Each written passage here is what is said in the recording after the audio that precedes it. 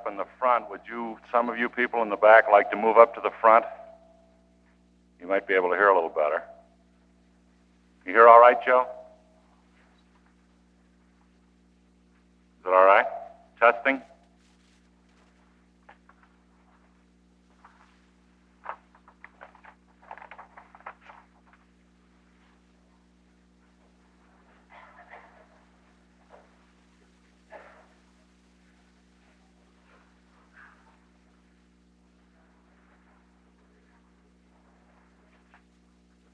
Would you stand, please, for the pledge to the cross and the pledge of allegiance to the flag?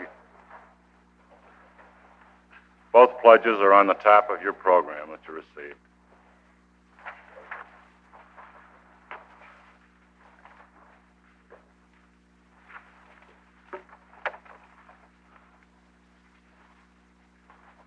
You ready?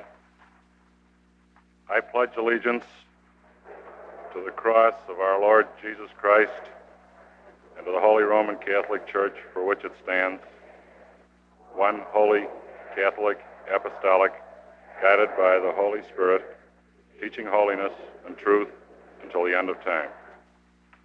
And the pledge to the flag. I pledge allegiance to the flag of the United States of America and to the republic for which it stands, one nation, under God, indivisible, with liberty and justice for all. Thank you.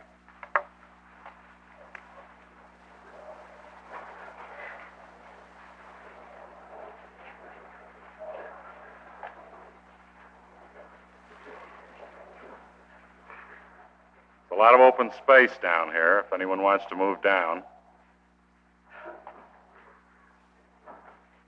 On behalf of the Fathers Club and the Mothers Club, the Sisters of Mercy of Siena High School, we want to welcome you all to this Sunday afternoon seminar.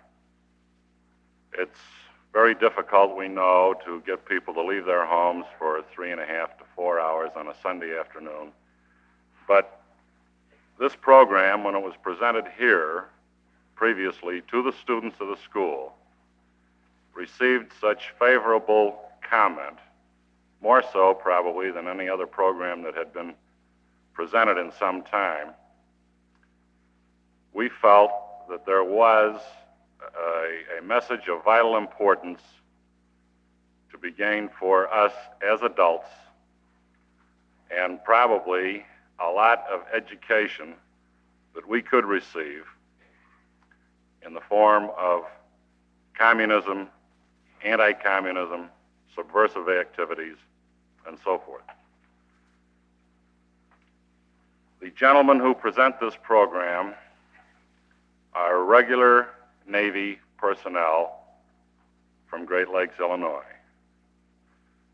The opinions expressed and the material that they present is not sponsored in any way by the United States Navy Department. This is something that they do on their own. They've presented this program all over the Middle West. As a matter of fact, one day I called Mr. Fick to get some information from him, and they were somewhere out in Iowa presenting the show. Since it's going to be a very informative and possibly fairly lengthy afternoon, we'll start right out. First of all, these sheets, these literature sheets, are out in the lobby. They will be passed out to you later on in the program. With your program, you received a yellow card. If you have any questions, we would like you to write the question on the card, and they will be picked up later. It will remain anonymous, but the questions that you have will be answered by these gentlemen at the question and answer period at the end of the program. There will be a break in the middle for refreshments.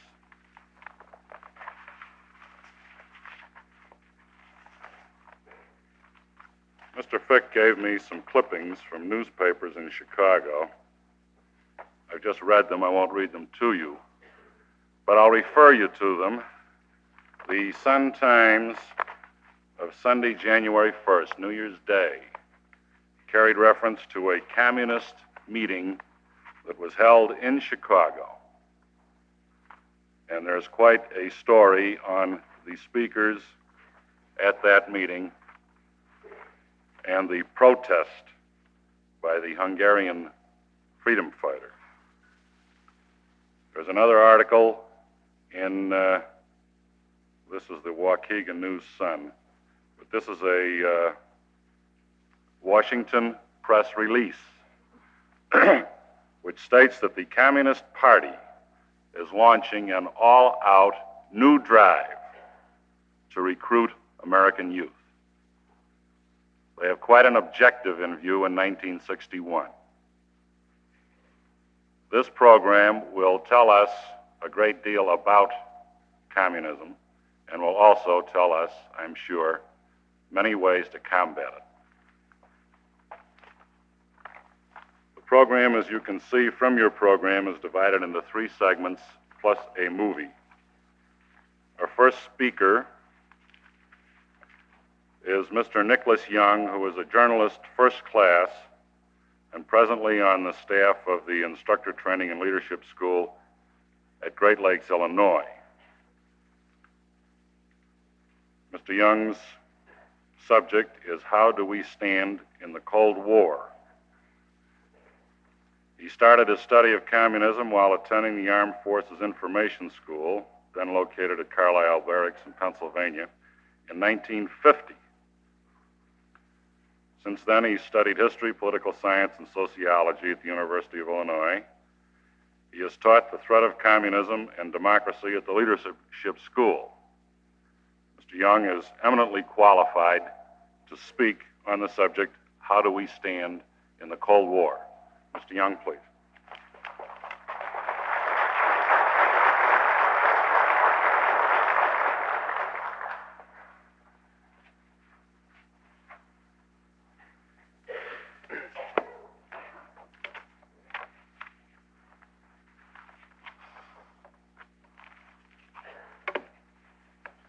Thank you very much, Mr. Williams. We're quite surprised at the size of the audience that we have. I hope we didn't cause too much consternation among the students of Siena High School. But if we caused enough to get an audience of this size out, we are particularly pleased.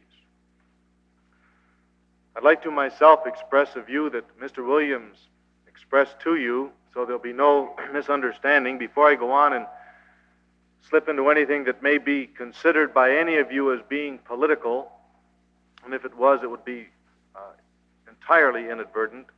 I want to emphasize to you that the views and opinions that I express are strictly my own, and they do not necessarily represent those of the Department of Defense, the Navy Department, my commanding officer at the Service School Command at Great Lakes, nor my officer in charge or contemporaries at the Instructor Training and Leadership School. I would like to read you a few headlines from one day's paper from last week. First of all but 11 in U.S. Embassy, Havana, ordered out. Somali crowds denounce the United States. Blackout shrouds fighting in Laos. Nikita says he is alarmed over Cuba. Belgian police mobilized for anti-riot duty. Chow En Lai, 450 Chinese arrive for Burma visit. Communism proposes to conquer the world. And today we find that communism is conquering the world. This afternoon I'm going to take approximately 40 minutes of your time to present to you some facts that will substantiate these two statements. Now I realize that these facts will not be interpreted by all of you the same. If I were to get you together, say tomorrow morning at 9 o'clock and ask each and every one of you to write a summary of the salient facts that I presented this afternoon, there would probably be many differences of opinion. To illustrate the correctness of this, let me tell you a story that happened on a train that was traveling from Chicago to San Francisco. In one coach on this train, there were 4 people seated facing each other. You know how you can take the back of one chair and you can swing it over so you've got 2 people sitting here facing the other 2 people over here. The 4 people were, first of all, a colonel in the Army. He had on a brand new uniform, freshly pressed. He was just shaven probably 15 or 20 minutes ago. Oh, this gentleman, we could say, as he sat there almost at attention, was the epitome of the American gentleman. And next to the colonel sat an old maid school teacher, very neat and petite. She had her glasses resting on the bridge of her nose. And right across from the old maid school teacher sat a beautiful, voluptuous blonde who could have easily passed for a Powers model. I'll let you conjure up a mental image of this yourself. We probably differ here also. Next to the blonde sat a private in the Army. His uniform was wrinkled, hat was on the back of his head, his collar was undone, his tie was hanging halfway down his shirt, open. His cuffs on his uniform were rolled up. He had his leg thrown over the arm of the seat as he sat there reading a comic book. Now, the conductor that was responsible for this particular car didn't turn the lights on. After all, who needs lights? It's daytime anyway. But what had happened is this train was going through the Rocky Mountains. It suddenly entered a tunnel, and these people were engulfed in total darkness. And they witnessed certain facts. They heard a kissing noise, a slap. They came out into the light, and the colonel was rubbing his eye. Now, I want you to keep in mind that all of these people witnessed the same facts, yet for some reason, their interpretations of these facts differed. The colonel was astounded. Evidently, he thought the private kissed the blonde. She, in her anger, lashed out at the private, missed the private, and hit the colonel right in the eye. Hit him, the colonel, right in the eye. But he didn't say anything. A gentleman just doesn't create a scene in public. And anyway, he told himself, I'm going to the same base with that young whippersnapper. I'll deal with him later. Well, thought the old maid school teacher, to think that an officer and a gentleman in our armed forces would act like that. But she was so pleased to see that the blonde had given him just what he deserved. The blonde, she was completely perplexed. Why the colonel would be kissed why the colonel would kiss the old maid school teacher with her sitting there, she just couldn't understand. But if his taste was that poor, he surely got what he deserved. Well, all the time it was the private that knew exactly what had happened. As soon as the inkiness of night had engulfed him, he kissed the back of his hand, and pow, he let the colonel have it as hard as he could.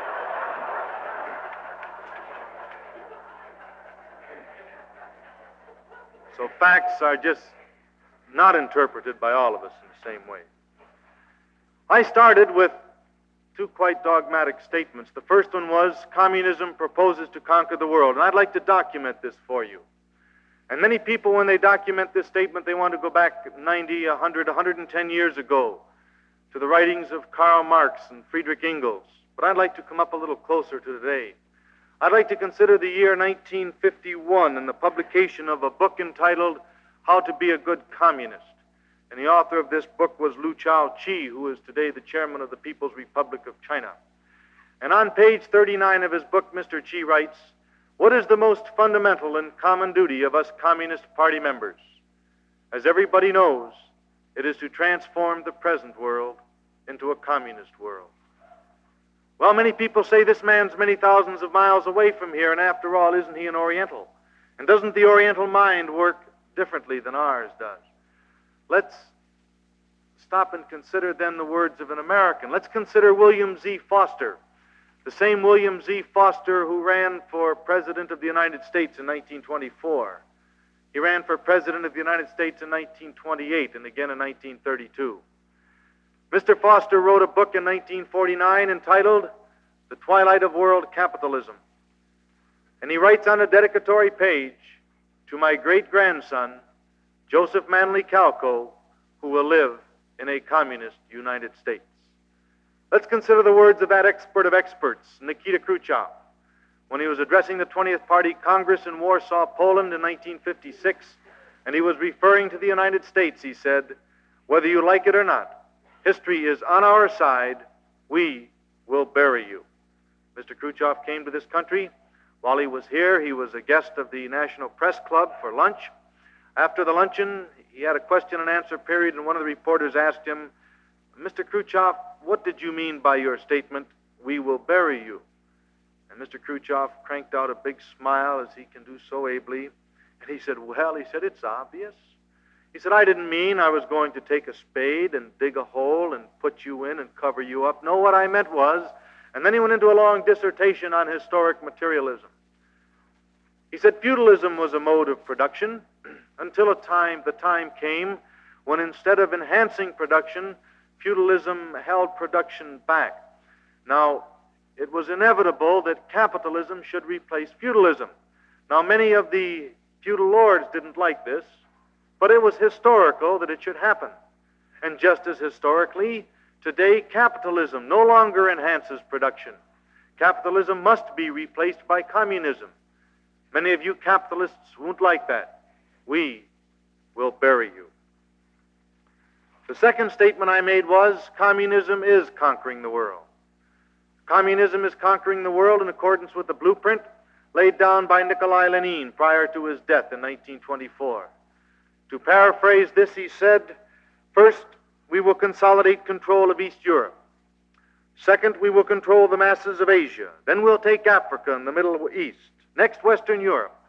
And then we'll demoralize, degenerate, and if necessary, devastate the United States.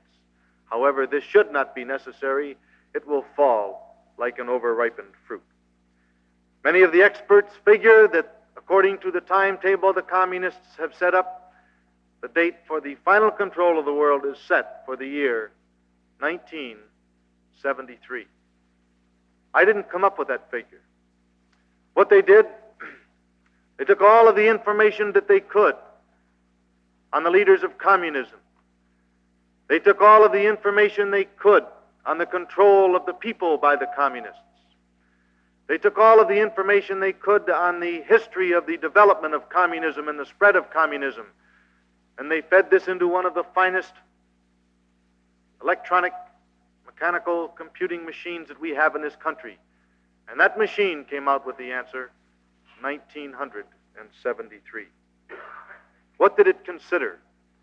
It considered the fact that in 1917, Lenin and less than 40,000 supporters overthrew not the Tsarist government, as many of our history books will tell you, but overthrew the Kerensky provisional government in the Soviet Union, or in Russia as it was at the time.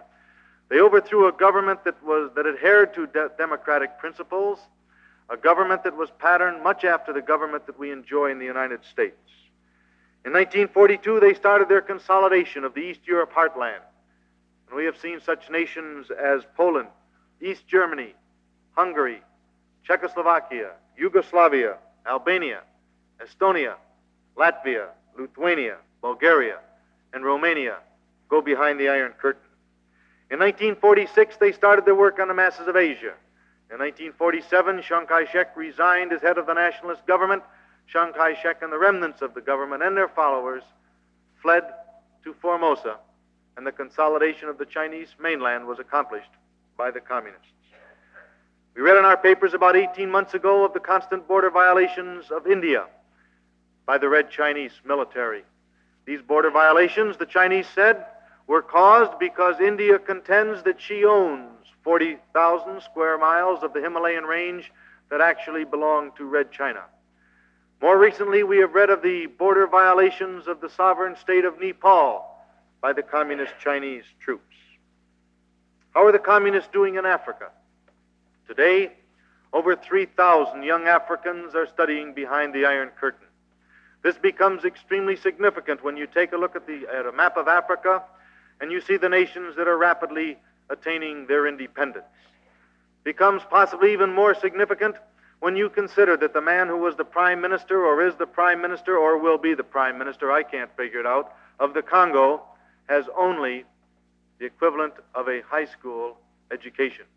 Now, these nations that are rapidly achieving their independence are going to look for their educated peoples for leadership. over 3,000 young Africans are today studying behind the Iron Curtain. In the Middle East, Iraq, for all intents and purposes, has a communist government. There is much dissension among the Arab nations. Turkey is considered as unstable at the time. But when we consider the spread of communism and take into consideration that 10 years ago, many of us, I imagine some that are in this room right now, took a trip 10,000 miles across the ocean to an obscure peninsula that we hadn't heard of since our high school days, and we shed American blood to stop the threat of communism. Yet today, 90 miles off the coast of the United States is a regime, if it is not communist, it surely is pro-communist. You read of the problems in South America, the problems in Mexico that Mr. Fick will mention later on. Japan today is infested with one of the highest per capita percentage rates of communists of any nation in the world, a percentage rate that is 4 times greater than that in the Soviet Union. The percentage rate of communists in Red China is considered to be even smaller than the percentage rate in the Soviet Union. What about the United States? Demoralize the United States? How much do you read your newspaper? Do you note the increase in the incidence of juvenile delinquency? Oh, let's not blame the juveniles. Have you noted the incidence of adult crime, the increase of this? I like to take a look every once in a while at the movie section of the newspaper. I stopped going to the movies because when I go to the movies, I usually take my children. And since I took my children to see Lil Abner, I haven't taken them to see another film. I don't know what they contain. You'll see such statements in the advertisement section. Never before has anyone dared to put this on the screen. Why? What has changed that today some of these subjects can be put on the screen? How about television? I recall approximately 2 months ago, there was a fine program put on entitled Homosexuality in the American Male. This was followed up approximately 6 weeks later by a program entitled Frigidity Among American Women. Now, this second program was put on in an ideal time. It was shown at 4 o'clock in the afternoon on a weekday. And I submit to you, who was home in your house at 4 o'clock on a Wednesday afternoon to take advantage of viewing that program? Well, many people say much of this possibly is good entertainment. Much of it is educational. It may be entertainment and it may be educational for you and I. But children between the ages of 5 and 18 possibly, very impressed by what they see on television and what they see at the motion picture theater. Is this the American way of life that we're trying to teach these people? I picked up a magazine while we were up in walk-on. We had a couple of hours before we started speaking, and I usually like to relax. And I picked up a Ladies' Home Journal. And the first article I came to in the Ladies' Home Journal was an article entitled, "Precious Little Will Be Worn at the Beach Next Summer." And here they had a pictorial coverage of the bikini bathing suits that are contemplated for sale in this country next summer. Demoralize the United States? I think we've started.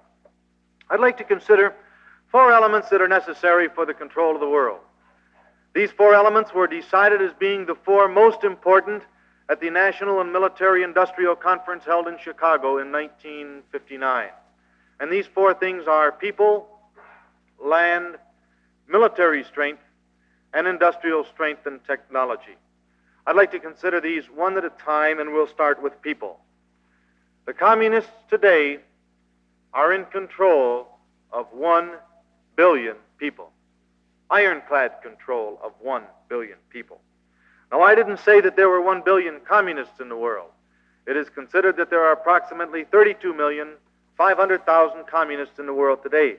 But the number of communists is relatively insignificant because 1 dedicated communist in a strategic place at a critical moment, can have population literally at his mercy.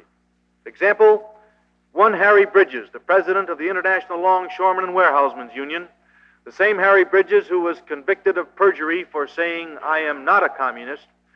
Harry Bridges was testifying before the House Un-American Activities Committee, and he was asked, "What would you do if a major war ensued between the Chinese communists and the nationalist government on Formosa, and the United States went to the aid of the nationalist government?"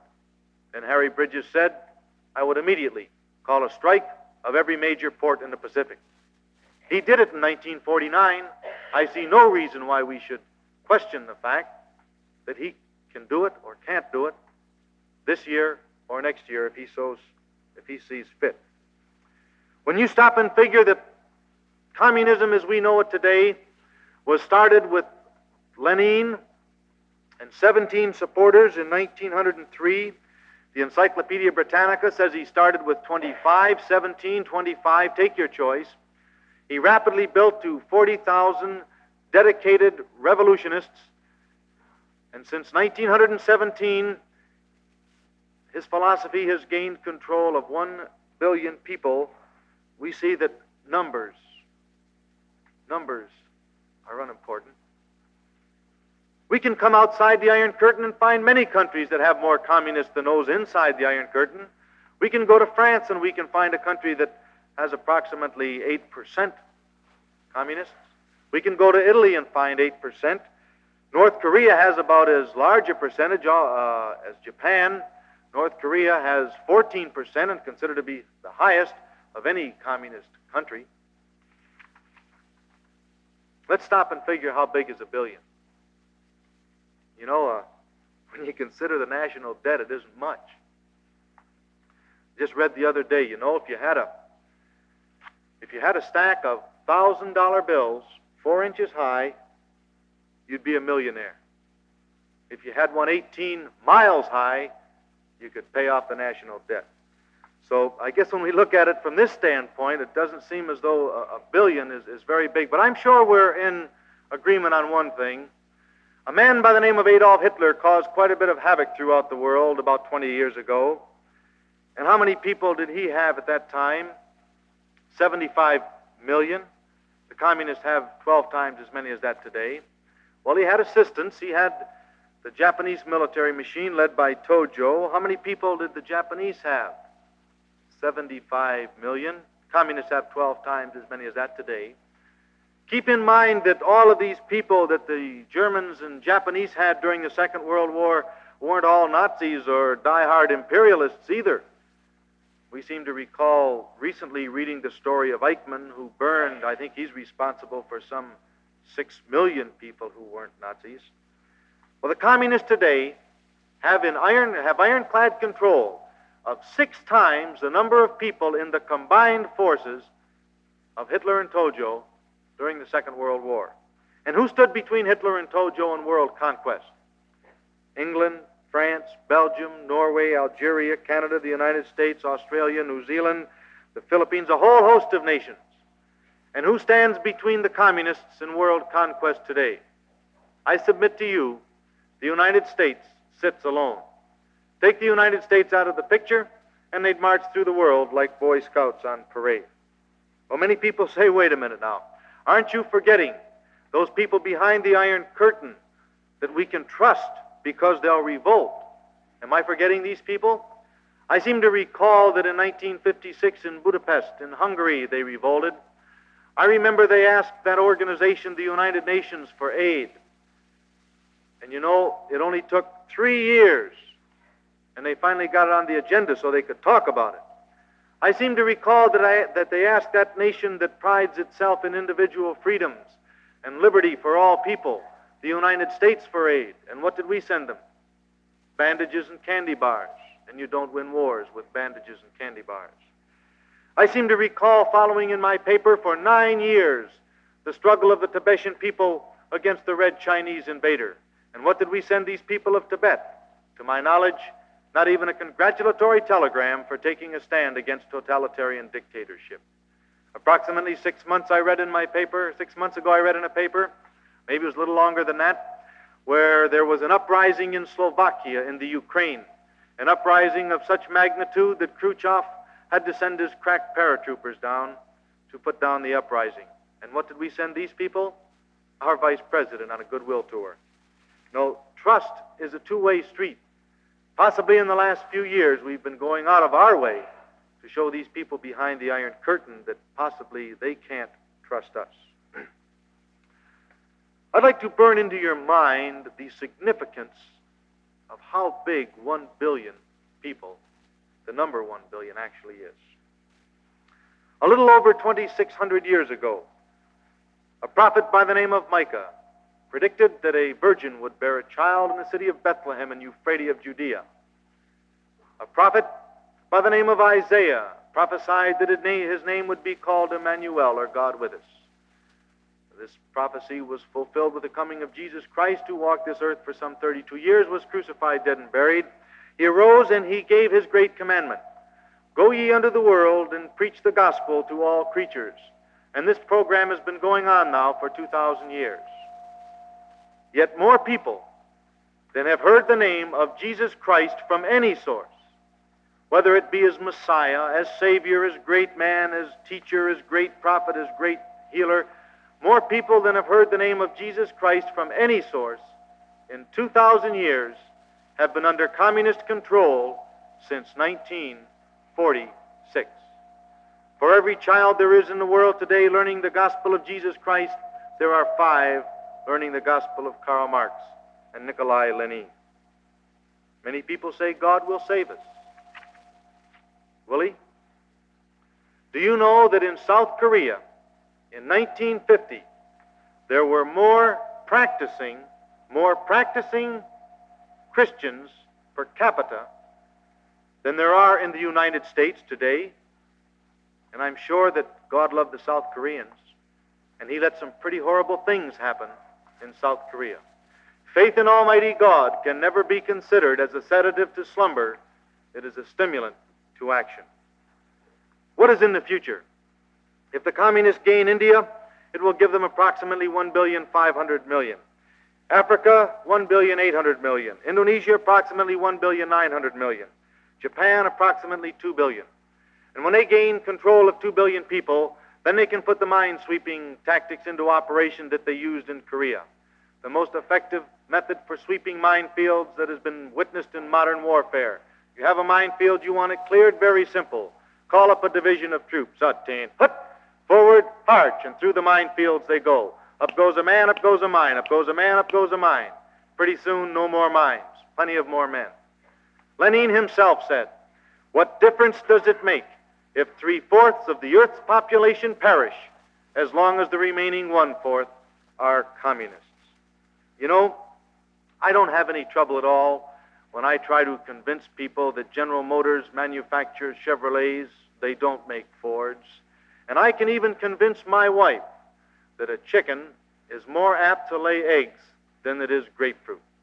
But for some reason, I'm having the time of my life trying to convince people that the communists are what they say they are. The last page of the Communist Manifesto. The communists disdain to conceal their aims and views. They made no attempt to do it during the time of Karl Marx. They made no attempt to do it during the time of Nikolai Lenin. Stalin made no attempt to obscure his aims and views. Khrushchev has made no attempts to obscure his aims and views. He has told Mr. Nixon, your grandson will live under communism. For some reason, we refuse to believe them. No, if the communists gain control of 2 billion people, it's too late for the United States.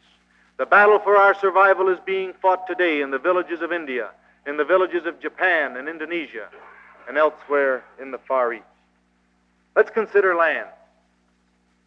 If you take a map of the United States and a map of the Soviet Union, drawn to the same scale, you'll find that the United States will fit into the Soviet Union approximately 3 times. Many people say, well, don't get too upset about it. It's not much good for anything other than slave labor camps and tundra. Well, I've heard John Noble's story.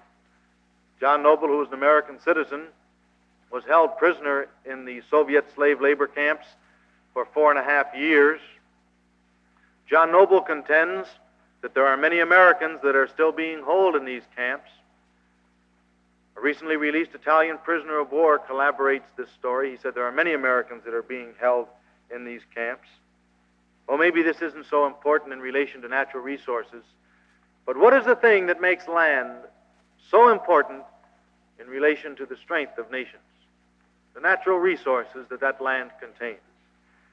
Considering the natural resources of the Soviet Union alone, she today has 41% of the world's iron ore, 88% of the world's manganese, 53% of the world's coal, 11% of the world's oil, 54% of the world's combined resources of tungsten, mica, potash, lead, nickel, zinc, and bauxite.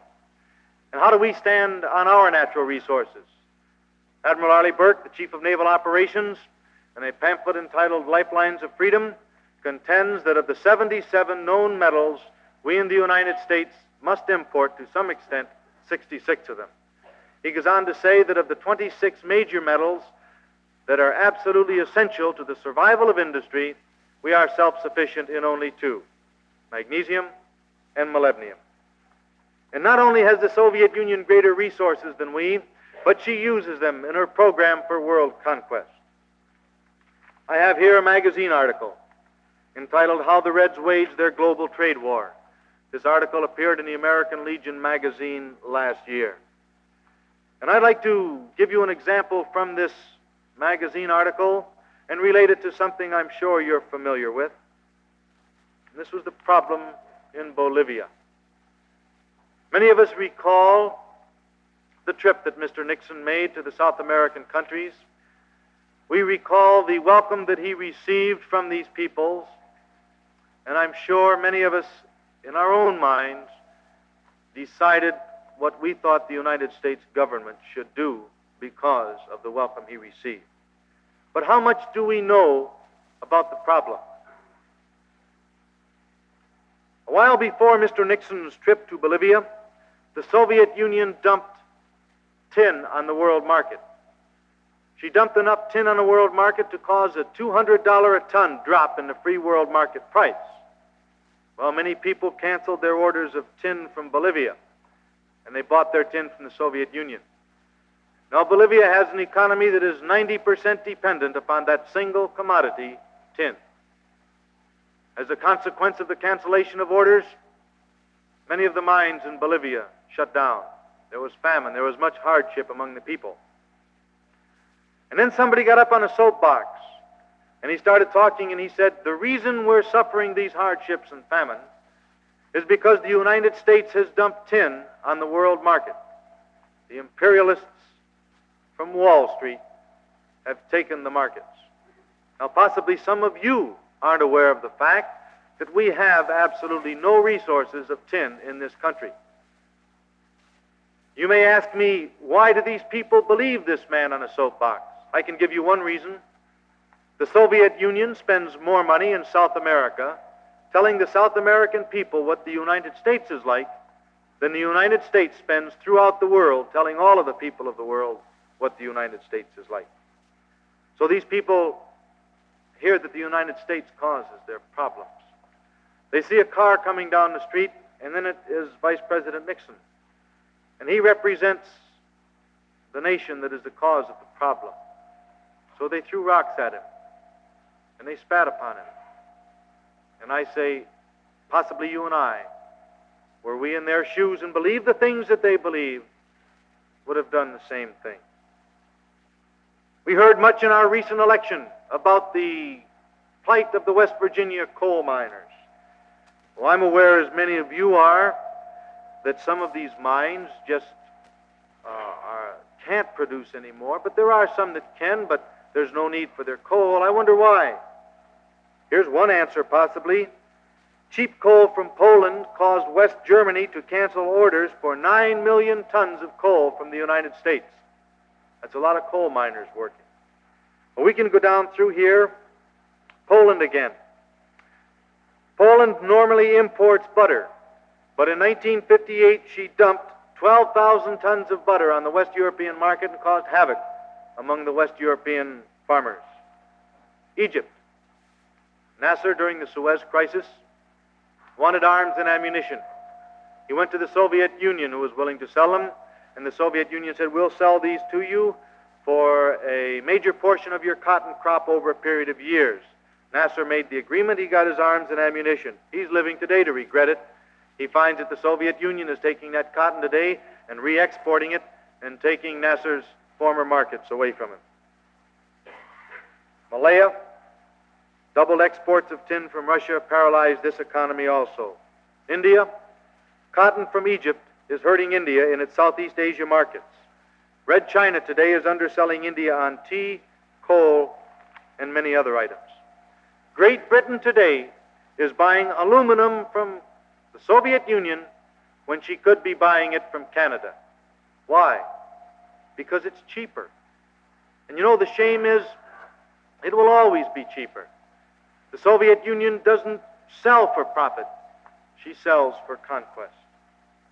Why does the Soviet Union want control of Mideast oil? You say she needs oil. She has an oil shortage. Does she? She's exporting oil today to the United States.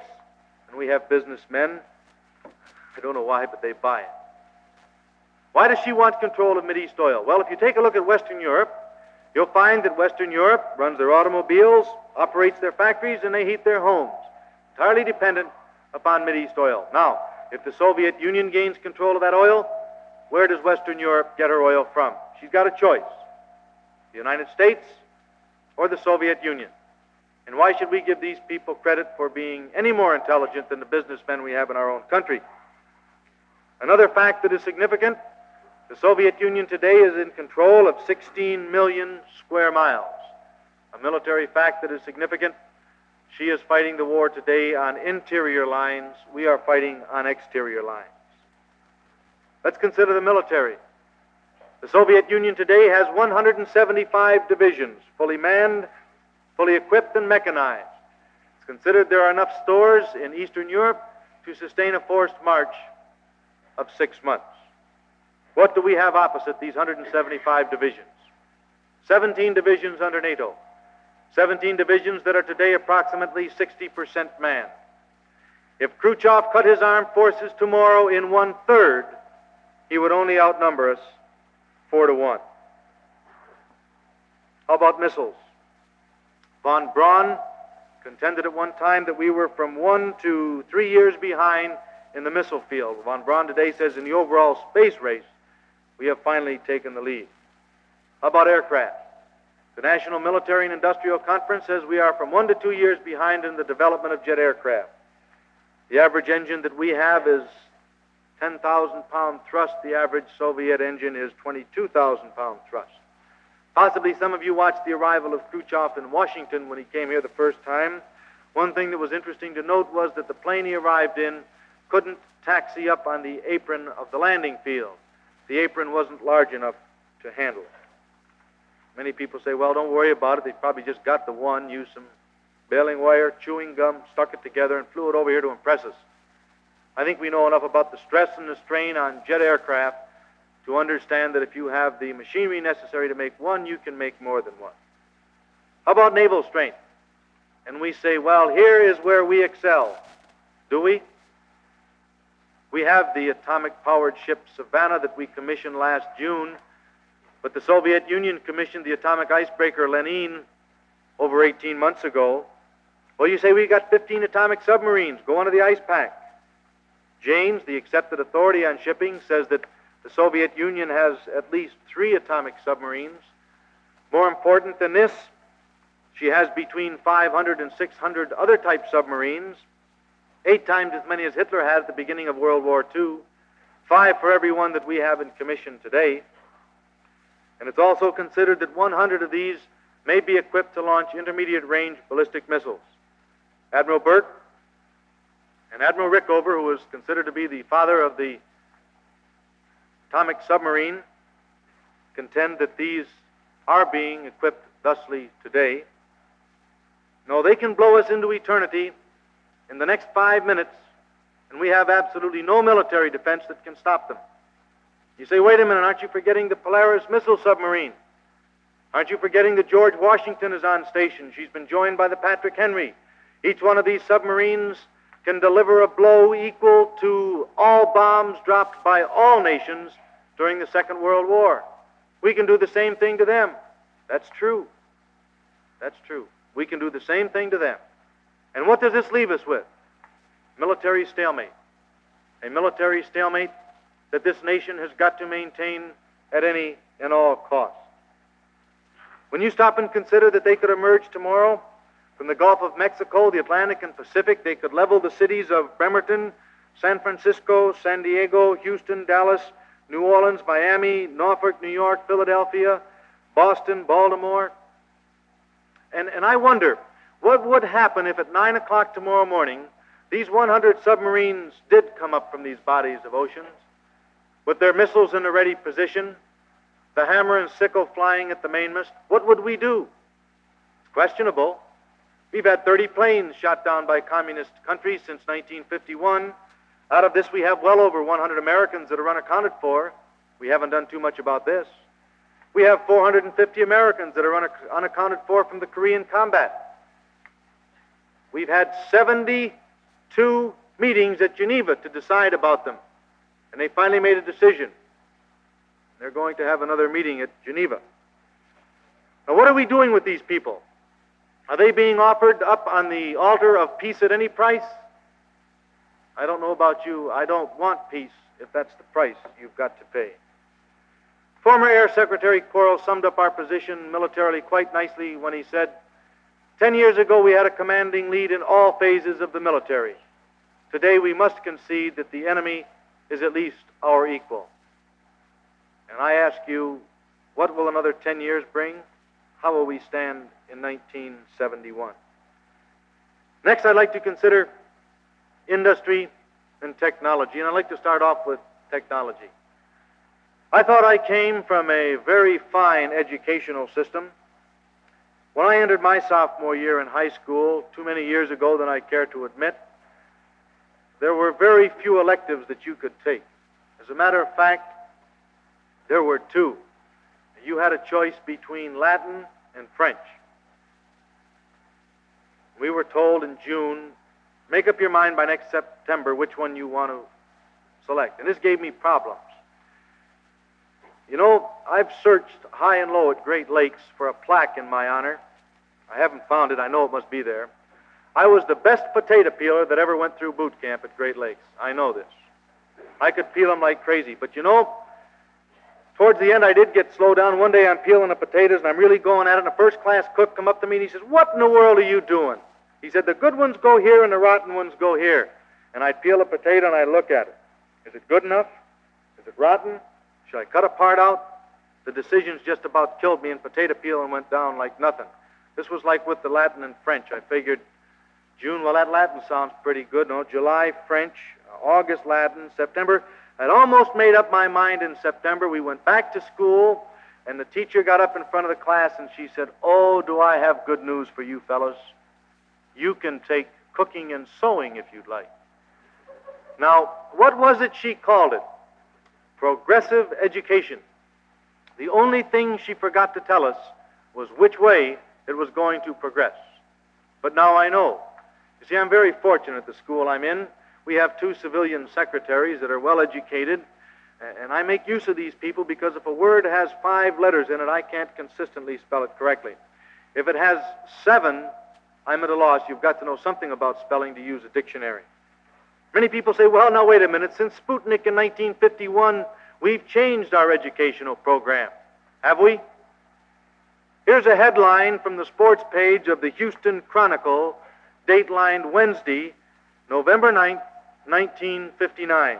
And it reads, boy homemakers make good on gridiron or kitchen stove.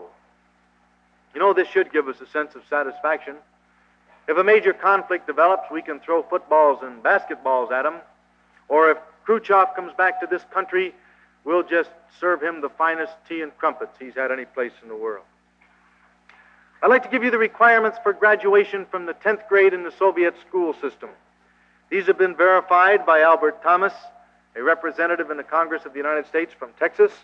They've been verified by Admiral Rickover. They've been verified by Dr. Edmund Keller, a leading educator. and they've been verified by the Harvard Russian Research Center. Requirements for graduation from the 10th grade in the Soviet school system: 10 years of Russian language and literature, 10 years of mathematics, 7 years of history, 6 years of geography, 6 years of biology, 5 years of physics, 1 year of astronomy, 4 years of chemistry, and 7 years of a foreign language. How many of you have students that are overworked in accordance with that schedule? Well, you look at me and say, now, Mr. Young, you don't think I'm naive enough to believe that everyone of the 10th grade age in the Soviet Union has that education. That's not what I said. John Noble contends that the average educational level in the Soviet Union is approximately 3rd grade. He considers that approximately 20% of those that ever start the school system ever get through the 10th grade. He goes on to say that 20%, or possibly a little less, that graduate from the 10th grade get through college. But still, they're turning out approximately 3 times the number of scientists and engineers that we are. They are turning out, for every language specialist that we have in this country, they're turning out 100.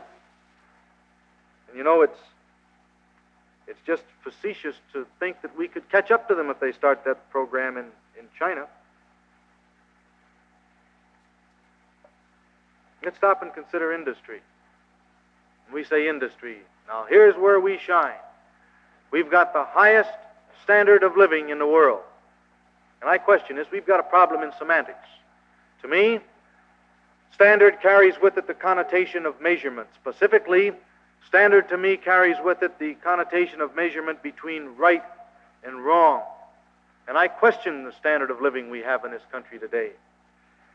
Oh, I kind of remember the days when an industry would take a look at a college graduate, and they'd look at him and they'd say, what characteristics, what leadership traits does this man have that sets him above the crowd that we can use in our company? Today they look at a college graduate and they got the first question on their mind: can he get along with everybody? You know, it doesn't take any energy at all for a dead fish to float downstream. It takes quite a bit for a king salmon to go up against the current. Now, we're breeding conformists in this country today.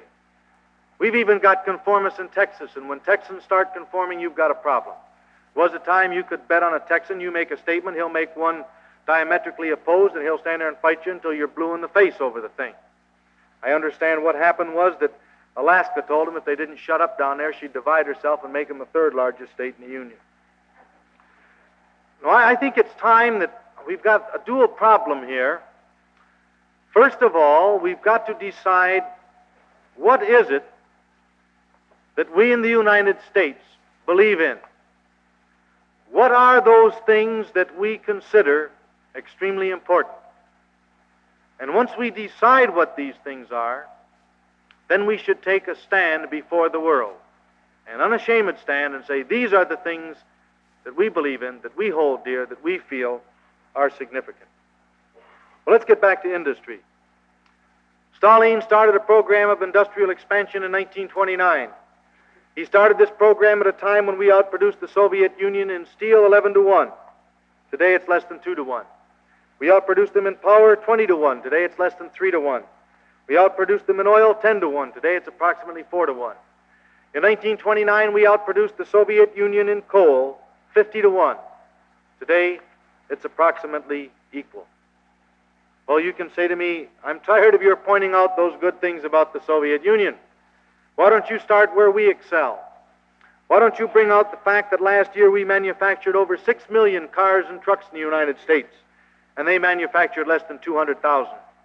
Why don't you bring out the fact that we have 53 million one-eyed gods in our homes, and they have less than 3 million? You know what a one-eyed god is? That's a television set worshipped approximately 6 hours a day in the average American home. What are they developing while we're developing these niceties of life? I recall the statement of Mr. Nixon to Khrushchev when he said, you may be ahead of us in missiles, but we're ahead of you in colored television. What are they developing? Those basic industries that are necessary for a wartime economy: steel, coal, power, oil. The Soviet Union went on a wartime economy in 1929, and she hasn't been off since. We've vacillated back and forth between good times and bad.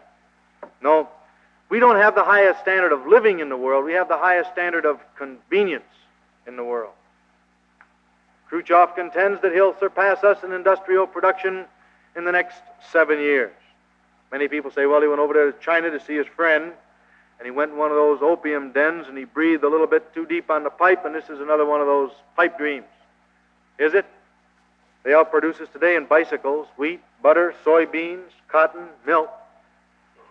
If Khrushchev would take some of this production for military purposes and siphon it off into civilian commodities, I wouldn't say he could surpass us in output, but he surely could produce a lot more than he is today.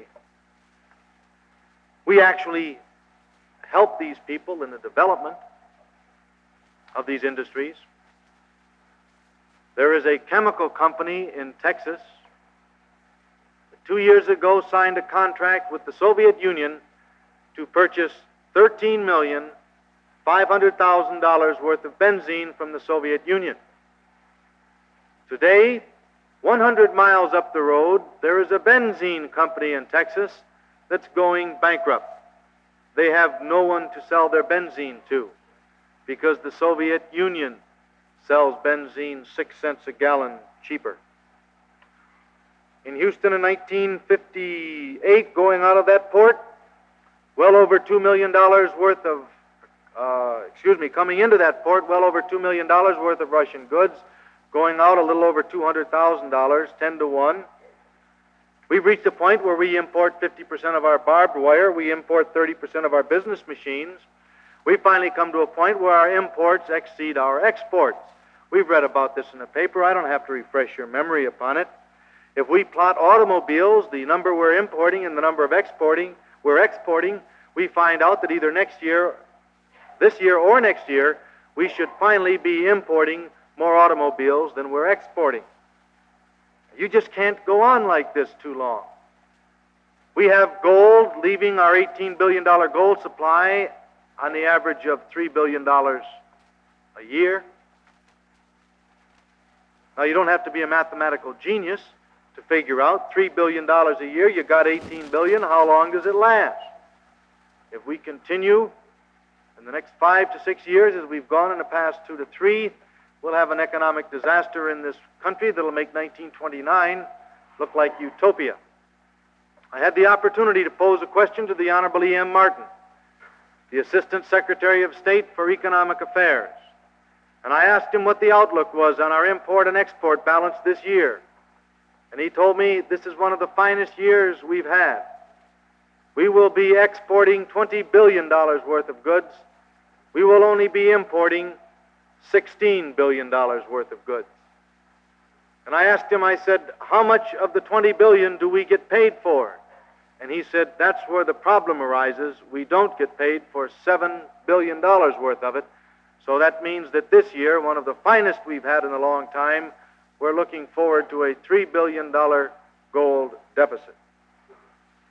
We've got some problems. But I like to recall the words of the former president of Harvard, Dr. Lowell, when he said, no society is ever murdered, it commits suicide. Lenin wrote, the American businessman will buy the hemp from Russia to hang him with if you'll only let him make a profit. And we are living today to see the literal fulfillment of that prophecy.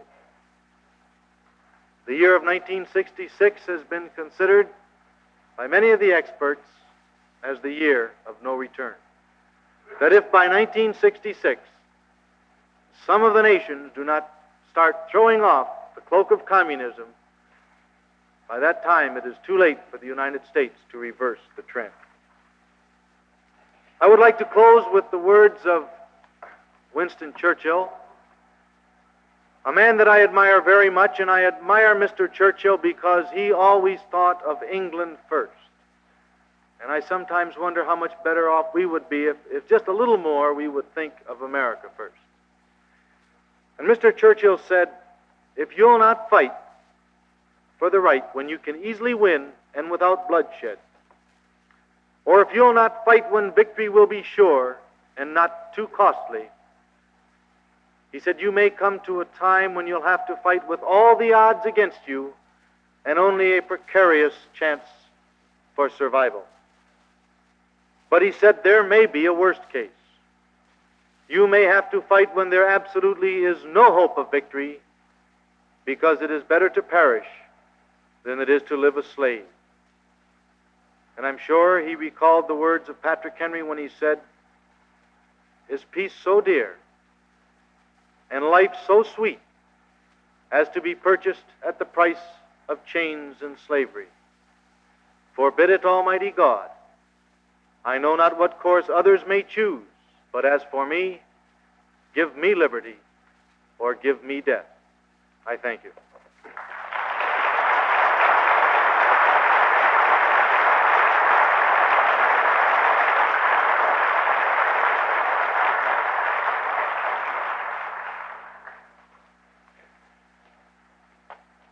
Thank you very much.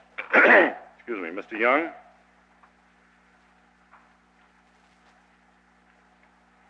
I think we have learned, absorbed some things that we very possibly have read ourselves in papers and have passed over to go on to something else, something that possibly we have read and thought we should remember but have forgotten under the stress of other things. Makes you stop and think when you listen to some of those figures. Our next speaker, Mr. Francis Mills, who will speak on the philosophy of communism. Mr. Mills enlisted in the Navy in 1951.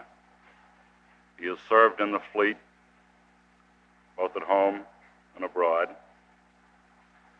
He is currently a teacher in the leadership school at Great Lakes, Illinois, and he teaches such subjects as the threat of communism and our American heritage. He has attended seminars on communism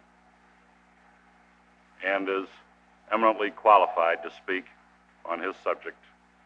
Mr. Mills, please.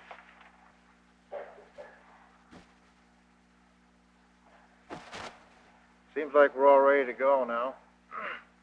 Good afternoon to you. I must say it's certainly a pleasure to be back in this particular auditorium this afternoon. See so many smiling and curious faces looking at me here.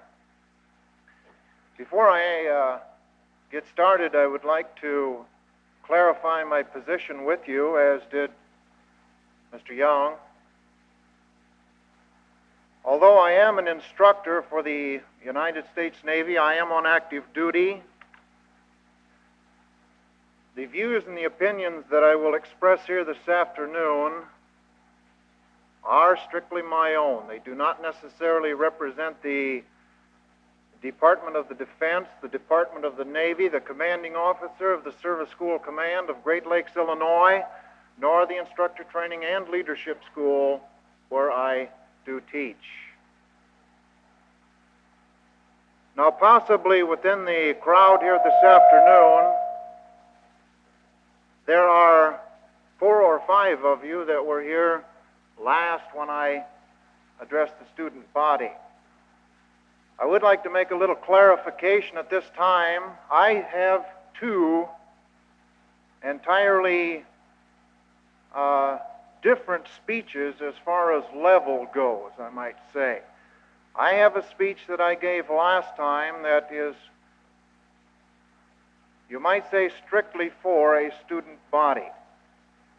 And so for those particular people who have possibly spread a little word around to many, many more of you, if it does sound somewhat different this time, it's merely because it is on somewhat of a higher level. I have to be fairly careful today in my talking because I see my former English teacher is among us from my high school days. I mentioned to Mr. Young that I had invited him over here, and he said, I don't see why he should want to come and hear you. It's pretty obvious from hearing you talk that you never listened to him about 12 years ago. It's good to see him here, though, because it gives me faith in Americans. It shows one thing that we should take into consideration if we are to sustain our position here in the world. It shows that we can forgive, but not forget. And this is something we should keep in mind. I'd like to start off this afternoon by recalling to your attention, somewhat like Mr. Young did, some of the things that's been happening around our world of late, and some of the places that they have been happening. For example, in Cuba, Russian trade agreements. Also, we have a rapid outburst of anti-Americanism by Castro, expropriation of American assets. We hop over to Paris, we find summit negotiations shattered by a blustering Khrushchev. Tokyo, hundreds of thousands of rioting students turn back an American president on a mission of goodwill. Geneva, on the threshold of agreement, the communists walk out of disarmament talks. Quemoy, periodic shell bursts to remind the world of communist objectives. Moscow, an American plane downed over the Arctic. The offers to send troops to the Congo. Bullseye at 8,000 miles with ICBMs. And, of course, Khrushchev's statement, "We will bury you." South America, vice president there, spit on, garbage thrown at him. Egypt, Russian arms for Egyptian cotton. Now, I can go on, and I can tell you things like this all afternoon. These are things that you should have read yourselves. More than likely, you did read yourselves. These are things that you see on television every day. There's just a few things I would like to know now. Why aren't we doing anything about it? Why are the American people sitting still? Why do you have 90% of the American people who say that communism is a big mystery? Why do we have people saying that they can't understand what communism is about? They can't understand the philosophy of communism. We even have those who say, "Don't come at me with this stuff about philosophy. It's too much. I can't understand them. Tell me about communism. Show me a communist, and I'll show you what to do. I'll know what to do then. But don't bother me with philosophy." This reminds me quite a bit like a farmer who's interested in milk, but certainly not interested in the cow. Possibly these people aren't accepting one simple idea, and it is a very, very simple idea. Possibly when I mention it to you, it will sound too overly simple. That idea is simply that the communists are communists, nothing more, nothing less. That's all there is to it. Once we accept the simple idea that the communists are communists, once we understand what communism actually is, once we understand its philosophy, and once we know the manner in which it's organized, and once we know the various departments of its program and planning, then all of the mystery will disappear. After that, we're left with a movement that is really very vast and frightful in many, many terms. In terms of its huge successes, first of all, in terms of its thorough planning and superb direction, and of course in terms of its penetrating, or rather the penetrating depth of its subversive activities, but which I might add is quite comprehensible and almost mathematically predictable. Just as there are stars in the heavens, just as the astronomers that study these stars can predict the movements of these stars, predict what they're going to be doing in the future, communist actions are just as predictable by those who will understand and want to understand the philosophy of it. Now, quite often you hear the statement made, you can't trust the communists. Right away, I must reject this particular statement. I believe that you can trust the communists. I believe that the communists are among the world's most trustworthy people. They advance toward their aim with an unswerving dedication. They adhere very carefully to communist organizational structure and moral directives. The big trouble, possibly, is that we assume that these people are like ourselves, that they think possibly like we do, that they believe in the Christian biblical doctrine that we hold so dearly. Now, of course, this is not true. This is the farthest from the truth. And once we know what communism is, once we know its purposes and its objectives, we can trust the communists to pursue these objectives 24 hours a day, of every week, of every month, of every year, until they come to the realization of their goals. Now, recently, Nikita Khrushchev said, anyone who thinks we have forsaken Marxism-Leninism is fooling himself. This will only happen when the shrimp learns to whistle. So we can trust them to be Marxist-Leninists. Now, of course, the big question arises, what is Marxism-Leninism? Stripped down to its barest essentials, Marxism is the idea that there is no God, that man is a total material being, and that all the qualities of the human mind and the personality are derived from the economic environment in which man is raised, and that the economic environment of capitalism has divided these humans into two classes who are fundamentally and irreconcilably at war. I did say war. So the very point of Marxism is actually the doctrine of universal war. Now, Marx is said to have discovered this war. He did not declare it, as a lot of people think. According to Marx, it is a fact of historic truth. Marx claimed that the war was actually between two classes of people. The class of ownership of the means of production, which he called the bourgeoisie, and the class of industrial labor, which he labeled as the proletariat. Now, in capitalist society, the bourgeoisie, or the property-owning class, is the dominant class. The proletariat, or the working class, is, in his consideration, the exploited class. The state and governmental institutions of capitalist society are considered to be instruments of bourgeoisie to restrain,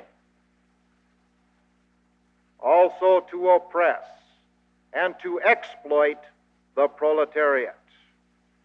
So governmental mechanisms are simply bourgeoisie instruments of oppression.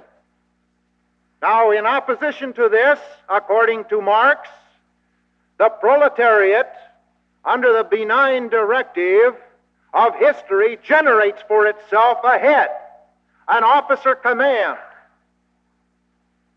a directive force which is called the Communist Party. So the war in a capitalist country, the class war, actually manifests itself as a war between the Communist Party and the state. Now, with the progress of history, the Communist Party in the name of the proletariat now, keep that in mind, has come to power in Russia, it has come to power in China, and it has come to power in Eastern Europe. The bourgeoisie remains in power, so to speak, in America and her allies. Therefore, the class war has transferred itself from a national level to an intranational level. So we can say that the basic doctrine of Marxism is Russia and America are at war. China and America are at war. Not they could be at war, not they will be at war, not they might be at war. They are at war. The war is historically declared. It's an objective fact of being. It's all-embracing. It embraces every aspect of life. It can terminate in one way only. And that, of course, is total communist victory. This is what Khrushchev meant by his statement, "We will bury you." Now, the Leninist contribution to the whole situation is the role of the Communist Party as the organizers of history's historic purpose, universal world communism. So basically, Marxism-Leninism is the doctrine that we are at war right now, and the communists feel that they are certain to win it. And as a communist, we can trust Khrushchev to operate within that particular framework. We can trust him to operate from the position of a leader of a nation that is at war. Now, of course, this is not the type of war we are used to. This war is not declared in the traditional classic where we have selected groups trained from both sides as military personnel, armed with the latest of destructive weapons and hurled at each other. The weapons of this particular war are considered universal. Everything is a weapon. Education is a weapon. Language is a weapon. Trade is a weapon. Sport is a weapon. Culture is a weapon. Even religion is a weapon. Everything is a weapon. And nothing can be considered in isolation or apart from it. So we can trust Khrushchev to view every act in which he participates, every attitude that he adopts, every negotiation that he ever enters as an act of war. This is their basic framework. Now, some time ago,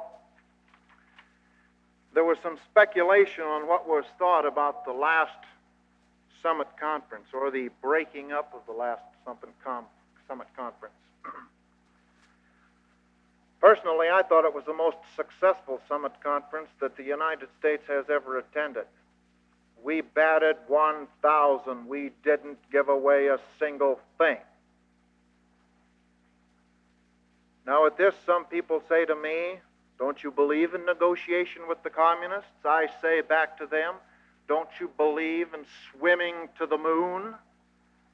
They in turn say to me, "You're stupid." I in turn reverse this back to them, "You're stupid also." One idea is as equally impossible as the other if we are to accept the basic premise that the communists are communists. A negotiation is not possible except under one of two conditions. The first one is for two people to agree on a normal contract within our society. Let's say, for example, one man is going to sell his property, the other is going to buy. Now, the validity of contract law in a case such as this depends upon the existence of an external judicial authority which the disputes that may arise can be referred to. Of course, who can adjudicate the dispute that may arise and enforce compliance with the decision that may come about. Now, let's say you sell me your house for a certain sum. I agree to pay you $1,000 now and $100 each month. You sign the contract, I sign the contract. After I've been in that house for 3 months, I stop paying you. So you come over to see me naturally and you say your payments are behind. I look you right in the eye and I say, I'm in possession of this house now. I'm bigger than you are. Throw me out. Now, right away, you don't use bodily harm against me. Right away, you begin legal process. You don't have to kick me out. We have a judicial body connected up with our country here that is backed by the power of government. They can do that. Without this basis now, contract law would immediately disintegrate. So we go out and make an agreement with the communists. They'll break it. They almost always do. For example, in the past 25 years, the United States has had 3,400 meetings with the communists. 106 million words have been spoken, enough to fill 700 volumes. All of this has led to 52 major agreements, and the Soviet Union has broken at least 50 of them. Now I ask you, to whom do we appeal to?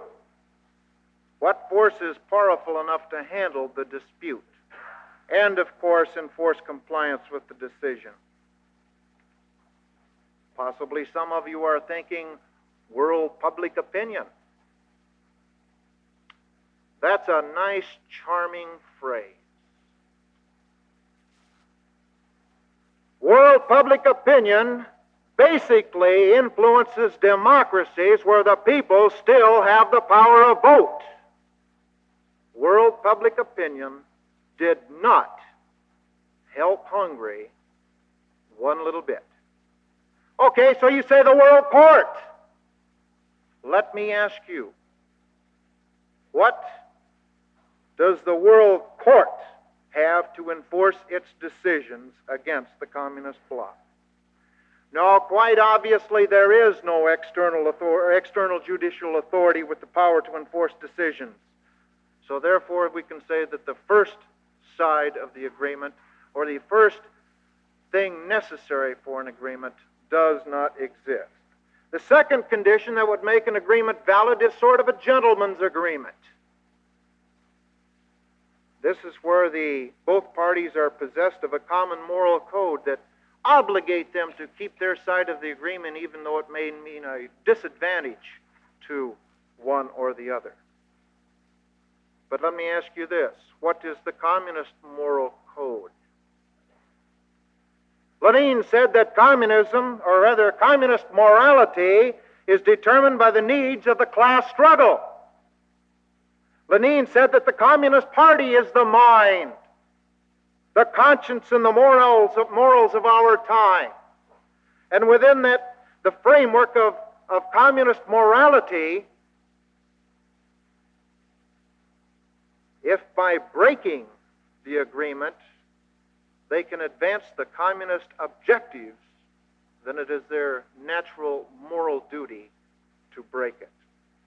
In 1934, a man by the name of Veroslav, who was to later become the president of Russia, actually made this boast to William C. Bullitt, America's first ambassador to the Soviet Union. He said that in 1919, 2 years after the revolution, at the city of Kiev, he persuaded 11,000 Tsarist officers to surrender. he persuaded them to surrender by promising them that if they did surrender, they, their wives, and their families could return to their homes in peace. The 11,000 Tsarist officers did surrender. He immediately had all 11,000 of them executed, plus all of their male children. He in turn sent all of the wives, plus all of the female children, regardless of age, into brothels for the use of the Russian army. And he mentioned in passing that the treatment that they received in these brothels were such that none of them lived for more than 3 months. Now, why did he break his promise to them? It's Marxist-Leninist righteousness to break it. And crazy as it sounds, within the framework of their ideology, if by breaking it they actually keep it. Because a negotiated agreement is simply an instrument of class war to the communists. Nothing more and nothing less. So you can meet with them. You can waggle your tongue up and down and sideways. You can breathe air in and out of your lungs. You can make it go across your vocal cords. You can make it turn into sounds. With tongue and palate, you can make words from these sounds, but you can't reach an agreement. Sometimes it may be necessary to go through the motions of a negotiation. Sometimes it may be necessary to convince one of your allies that you're doing your best, one of your allies that doesn't understand too well the communist ideology and philosophy. It may be necessary sometimes to win an election for one of your allies, and possibly in some critical election year it may be possible to win an election right here in this particular country. Nevertheless, keep one thing in mind. It is not a negotiation. It cannot be a negotiation as long as communism is communism. It is impossible to reach a binding agreement with them. Now, it doesn't take two to make a fight. Possibly you've heard this before. The idea in the mind of one is enough. Now, we can see this happening day in and day out. You pick up your newspaper, you turn on your television news programs or your radio news programs. You can see this or hear about this happening every day. How many murders have you read about in the past year? Now, a murder really isn't a very nice thing to talk about. But did you ever stop and think about a murder? Did you ever stop and think about the parties involved? There are actually two parties, the murdered and the murderer. The idea of a fight or of murder is only in the mind of one of those persons.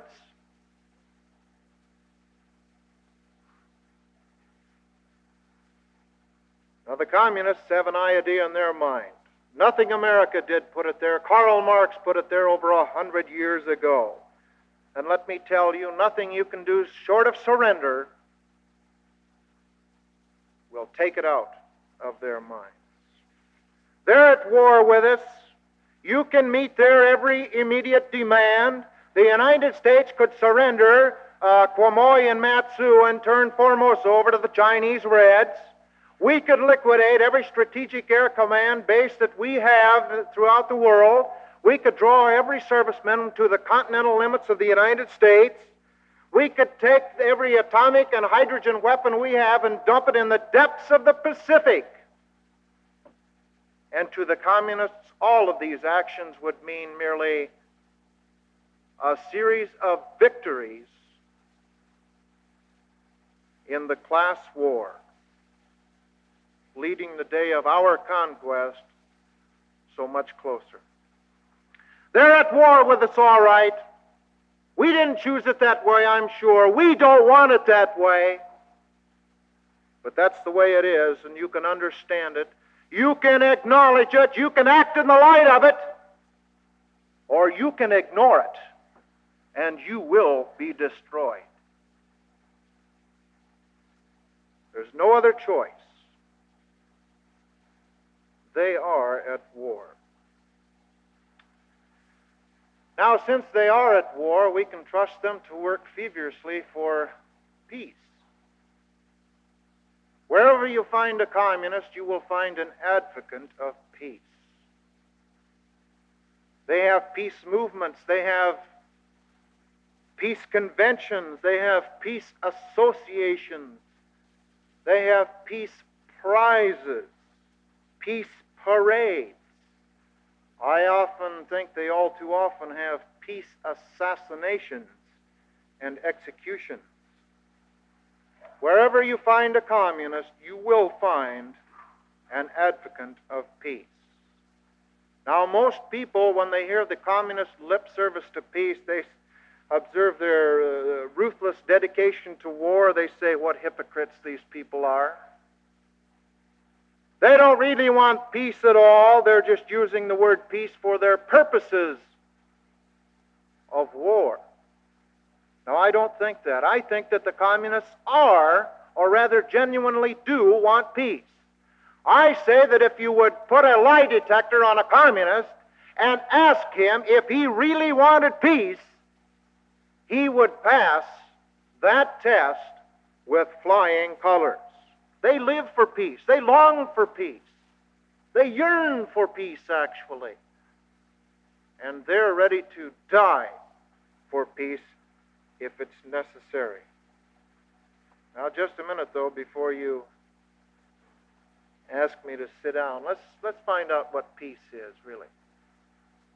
Let's define the word peace. Now, during the war between ourselves and Germany and Japan, didn't you long for peace? Mothers with sons on distant battlefields prayed for peace every night.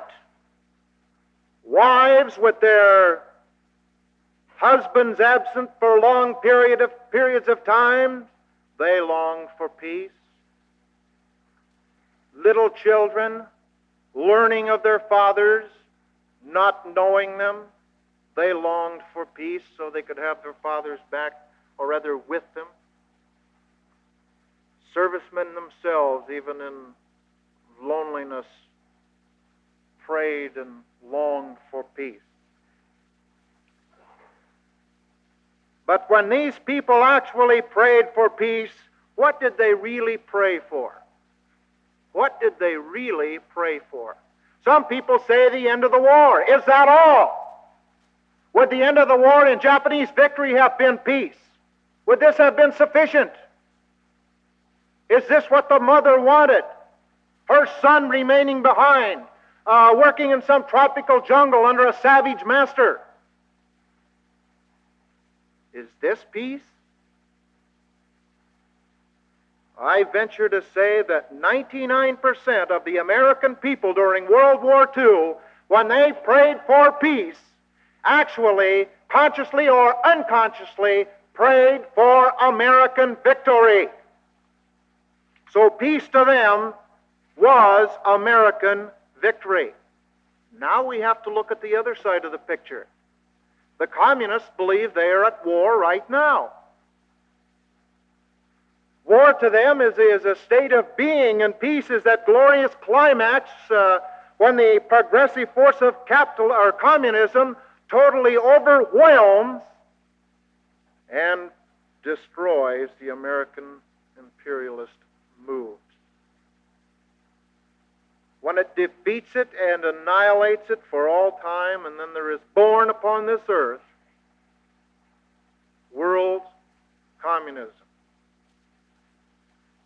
So by their definition, peace is world communist conquest. Therefore, I say that every action that advances, or rather I don't say it, pardon me, they say that every action that advances communistic conquest is a peaceful act. The communists can take the word peace and use it with total sincerity in their sense. Now, we interpret it in our sense. And this is where possibly we are victims not of their hypocrisy. They're not hypocrites. We're victims of our own ignorance, mostly, in these cases. We're doubly guilty in a lot of cases because they clearly write down exactly what they mean. Our big trouble is that we don't understand them when they do write these particular things down, or when they do tell us something. Now, after Nikita Khrushchev's visit through the Western world, naturally he was jubilant and triumphant, so he went across to visit with his buddy over in China, Mideast. We hear so much about the differences between communist Russia and communist China. Every time I see something in a newspaper about a conflict between the two, I try to look for some bit of objective evidence that may give a basis for their disagreement or anything that they might disagree on. You know, I've yet to find the first bit of objective evidence. We pick up a newspaper, we read that some Russian technicians are leaving China and going back to Russia. How many there are, nobody knows. How long have they been there? Nobody knows. Whether they originally intended this or not, nobody knows. But we see it as a great big split between Russia and China. People say that Khrushchev and Mideast so-and-so. How do you know? They say, well, it's reported. Who reported it? It's reported by some source. What source? You can never track it down. Actually, if you look at all their objectives that they strive to reach in this world, you will find that they act as one. There is no split. Now, during Khrushchev's visit with Mideast in China, there was published in that superb-looking magazine, the Soviet Union, which I might add is published in about 20 different languages. There was a picture of Khrushchev and Mideast standing arm in arm, and with it, of course, went a bit of a statement. It said something like this: the Soviet people regard the Chinese people as their brothers, their friends, their allies. The friendship between our two peoples has grown strong in our joint struggle for the victory of socialism, for peace in the world. Now I ask you, can it be any clearer? Can they put it out any clearer? The victory of socialism for peace in the world? Or we might say, peace in the world is the victory of socialism? Now, what is socialism? We have another new term cropped up here that the communists use so often. Now, again, let us remember as we go into socialism that Khrushchev is a communist. This seems to be one of the best-kept secrets that we've got in the United States. And I'm up here to try to break that barrier of secrecy with you. Khrushchev is a communist. Mideast is a communist. They speak as communists when they use the word socialism. They interpret it in the communist sense. To the communists, socialism, and that is that period following the successful revolution and the destruction of capitalism, when they have established the dictatorship of the Communist Party. Now, they don't claim to have communism in Russia. They claim to have socialism. It's the Union of Soviet Socialist Republic. They don't claim to have communism in China. They have socialism in China. Socialism, they say, is the intervening period when they take the remnants of mankind, having, of course, eliminated the diseased capitalist classes, and under communist dictatorship, they create the economic environment which will regenerate human character And after this intermediate period of socialism, then they claim that communism will gradually come to this earth. So actually, communism remains their future dream. The present reality is socialism. So this is the communist definition of socialism, the era of communist dictatorship. So the victory of socialism, or the establishment of world communist dictatorship, is peace in the world, as they say. Now, once we understand all of this, you know, all of Khrushchev's statements make sense. They actually do. He said, when he arrived in the United States, I come to America on a mission of peace. Of course he did. A mission of communist conquest. Also, all of their peace movements actually make sense. They are directed to the conquest of the United States. You know, the communists aren't hypocrites. We underestimate them greatly if we think they are. I kind of wish they were, because a hypocrite can be bought. A hypocrite can be persuaded. But they are not hypocrites. They're prisoners within the doctrine of their own communist dogma. They're possessed with a great sense of pride and destiny. And there's no possibility, and believe me, there's no possibility of reasoning or persuading them out of it. The best thing we can do is understand them. And when we do understand them, we can take advantage of their predictability and of their conduct. And this does give us a huge advantage indeed. Now, the next thing we can do is, or rather to trust the communists to do, is to always tell the truth. Now, this is the Marxist-Leninist truth, of course. But actually, what is the truth? People like you and I, or we Christians, we have no problem in believing what truth is. I'm sure. Truth is an absolute. It's really no problem to us. We believe that God is absolute, and truth is one of the very, very qualities of God himself. The idea that truth doesn't exist hardly ever crosses our minds, I'm sure, from day-to-day activity. But the communists say that there is no God. They say there are no absolutes. The communists say truth is class truth. Truth is relative to the class struggle itself. And since the Communist Party is the mind, the conscience, and the morals of our epoch, you can always trust them to tell the truth. Now, many people think that the communists will tell lies in the interests of communism, but this is a delusion. No true communist would ever tell a lie in the interest of communism. No true communist could ever tell a lie in the interests of communism, because if a statement is in the interest of communism, it is, by their definition, the truth.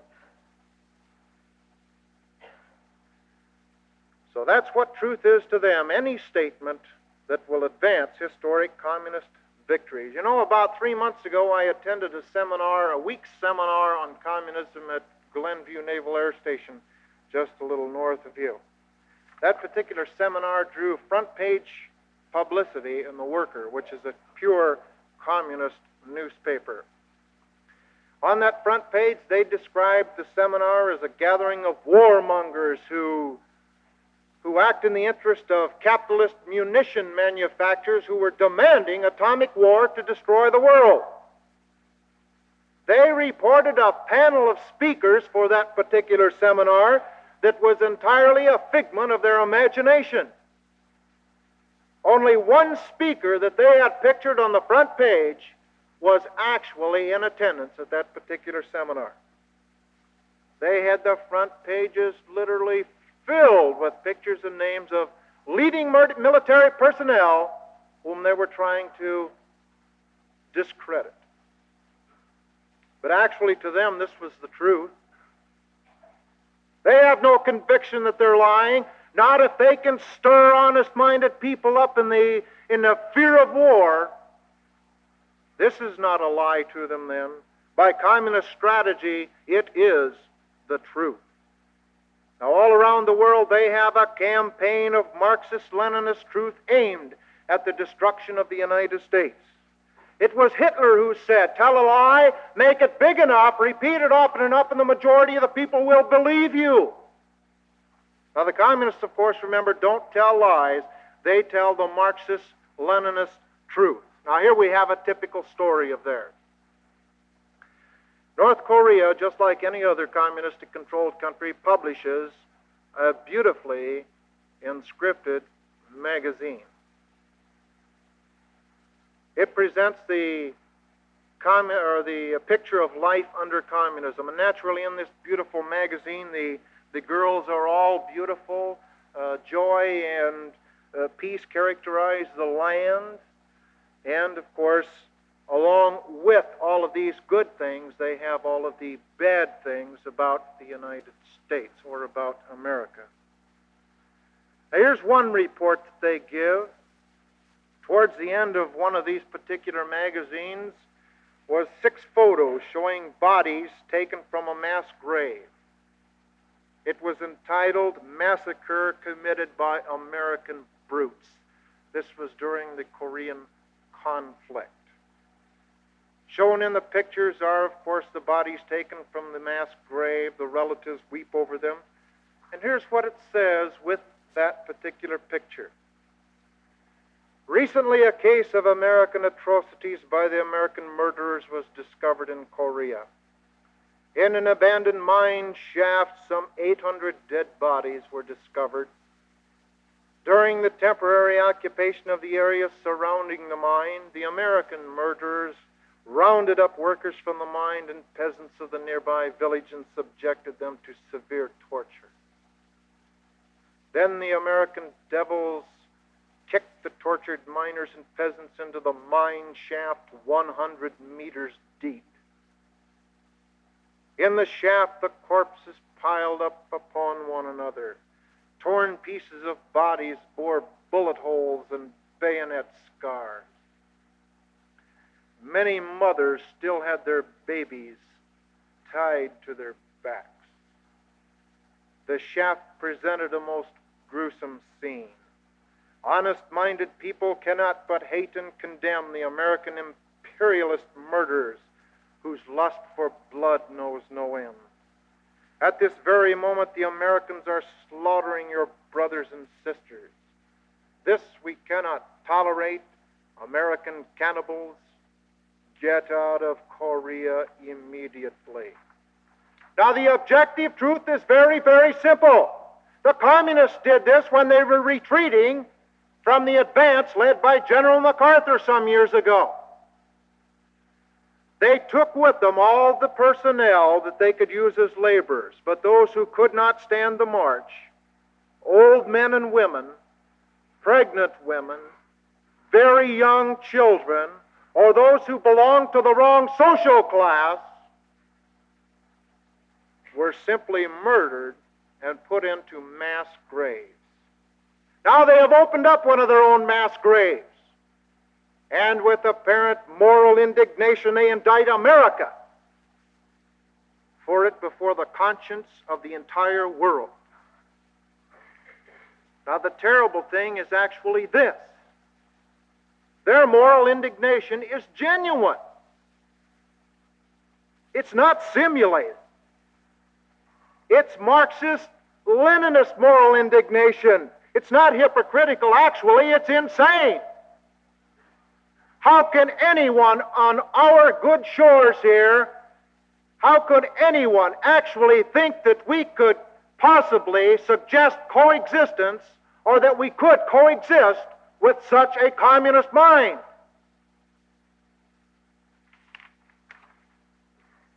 The tragic truth is this.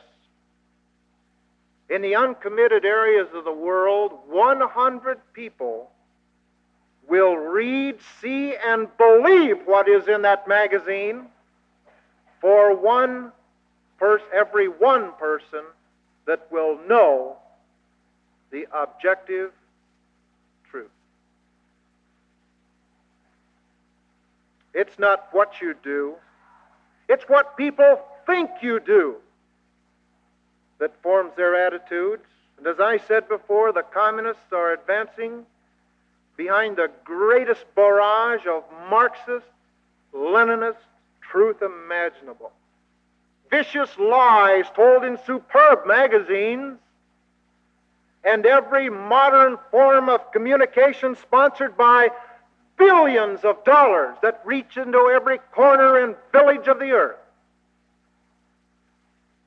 Actually, it's very, very tragic that the lies of communism have so much wider distribution than the objective truth does. The Christian truth that we so ably believe in. If there's one front in this class war that's tremendously important, it's that we take the truth and try to reach the masses of the people of the world with it before it's too late. Well, in conclusion, let me say this.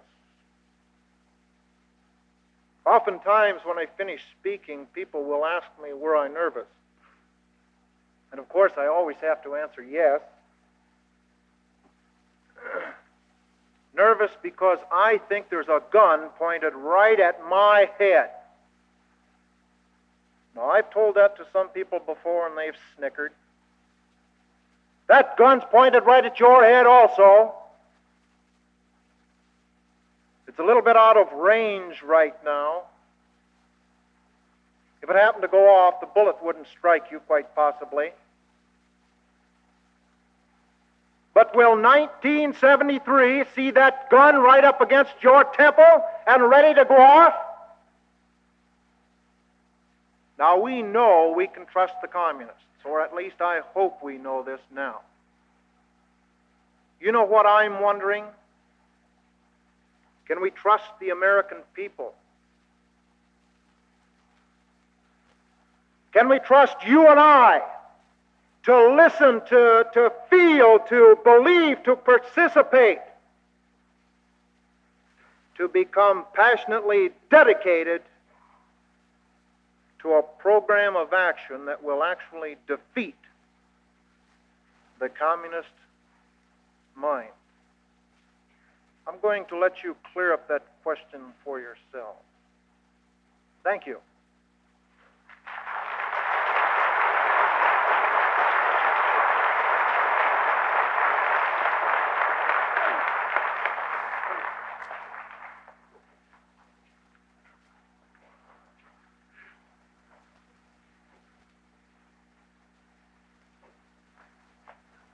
Thank you, Mr. Mills.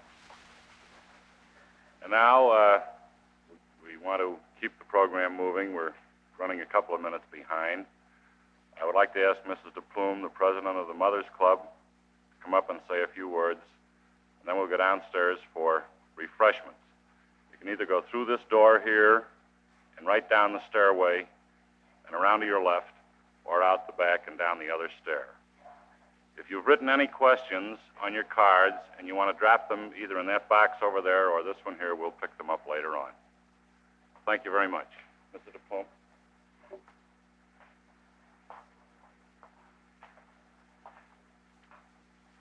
Good afternoon.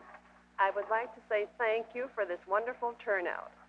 It is indeed inspiring to see so many of you who are interested in this all-important topic of communism. I'm sure you were amazed at some of the things you heard, and I'm also sure you will be shocked when you see the film in the second half of the program. I would also like to thank these three gentlemen, Mr. Fick, Mr. Mills, and Mr. Young, for the wonderful job they are doing. And now I would like to invite all of you downstairs to Siena Hall for refreshments. Thank you.